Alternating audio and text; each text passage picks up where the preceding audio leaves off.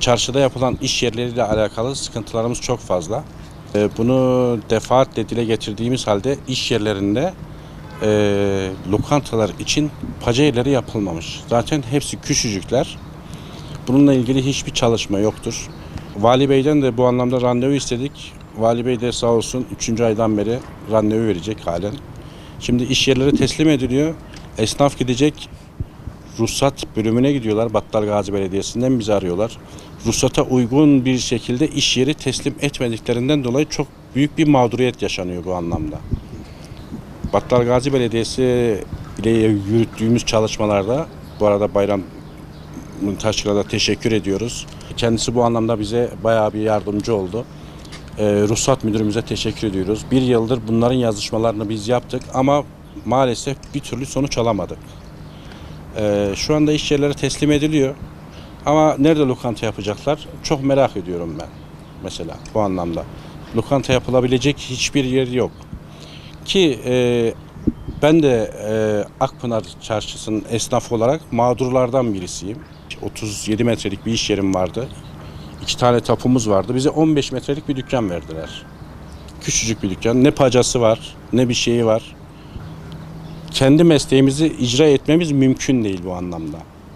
Bir de sanayi esnafımızın mağduriyetleri söz konusu. Boşaltma kararı alındı. Bazı iş yerlerimiz tamam hasarlıydı, hafif hasarlıydı. Hasarsız olanlar da vardı bunların içerisinde. Bu insanlar şu anda kapı dışarı ediliyor. Bizi arıyorlar. Zaten sanayi paramparça olmuş.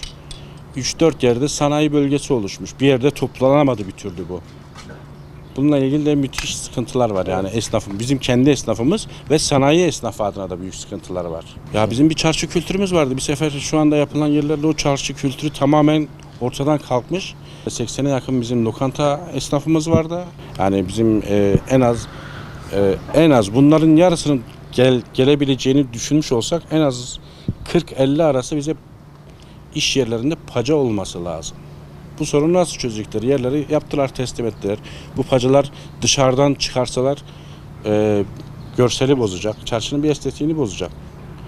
Bununla ilgili gerçekten esnafımız zor durumda. Zaten öyle bir süreçteyiz ki maliye ile ilgili de sıkıntılar var. KDV ile ilgili müthiş sıkıntılarımız var. Bir de bunlar üst üste geldiği zaman yani lokantacı esnafı gerçekten bayağı durumu iyi değil. Yani bunu neye göre yaptılar? Nasıl yaptılar? Yani bir de buraları yapmadan önce buraların hepsinin kendilerinde resimleri var, şekilleri var, iş yerlerinin. Herkesin yerini de gayet iyi biliyorlar. Bu projeyi yaparken nasıl bir proje yaptılar, kime danıştılar? Biz yaptık oldu bitti demeye getirdiler. Ben öyle görüyorum bunu. Devlet yaptı, yapmadı demiyoruz. Allah var yani 3 yıllık bir süreç oldu ama 3 yılı geçti. Ama istenilen gibi yapılmadı. Bu şimdi iş yerlerini teslim ediyorlar. Lokantalara ruhsatı nasıl verecekler? Veya lokantacı esnafı orada gidip nasıl bir iş yapabilecek? Pacı olmadan mesela bir kebapçı nasıl gidecek? Bir dönerci nasıl gidecek? Bir tavacı nasıl gidecek? Fırın yemeği yapanlar nasıl gidecek? Bir 3-4 tane tavacılara yer yapmışlar bildiğim kadarıyla projede. 3-4 tane fırını da oraya koymuşlar. Oralarda paca var. Ben gezdim yani çarşının çoğunu gezdim. Hiçbir tanesinde ben paca yeri görmedim. Havalandırmadan paca yapabilir miyiz diyorlar. Yani o havalandırmadan da lokanta pacası olmaz. Bizim de buradaki sanayideki lokantacı esnafımız gerçekten mağdur durumda. Çünkü sanayinin bir kısmını yıktılar. Sanayi de bölündü.